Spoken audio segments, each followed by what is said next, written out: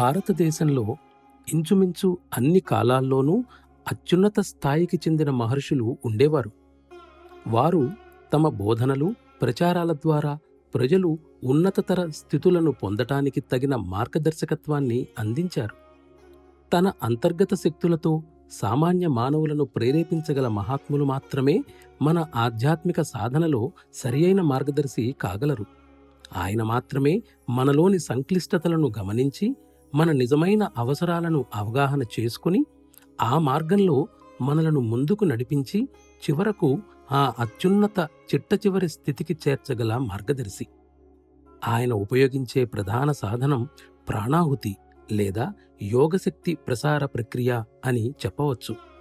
ఆయన మన అంతరంగ స్వభావాలను క్రమపరిచి మనలో క్రమంగా పరివర్తన కలిగించగలరు. మనలో తక్షణమే మార్పును తేగల ఒకే ఒక సఫలవంతమైన ప్రక్రియ అదే.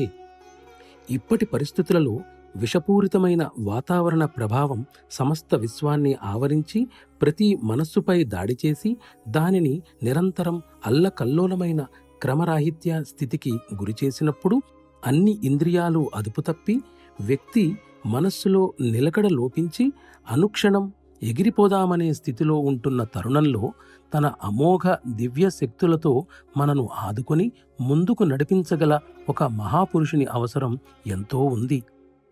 సహజ మార్గ ఆధ్యాత్మిక శిక్షణా విధానంలో ఇంద్రియాల కార్యకలాపాలు సాధారణ పద్ధతులలో సరైన మార్గంలో క్రమపరచబడి అవి వాటి మూల స్థితికి, అంటే మనం మొదటిసారిగా మానవ రూపాన్ని సంతరించుకున్నప్పటి పరిశుద్ధ స్థితికి తీసుకురావడం జరుగుతుంది.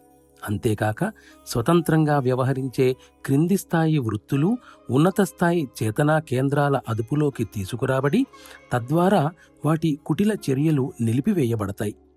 ఈ ఉన్నత స్థాయి కేంద్రాలు కూడా తమ వంతుగా అవి దివ్య కేంద్రాల అదుపులోనికి వస్తాయి. తద్వారా సమస్తం దివ్యమైనదిగా తీర్చిదిద్దటం మొదలవుతుంది.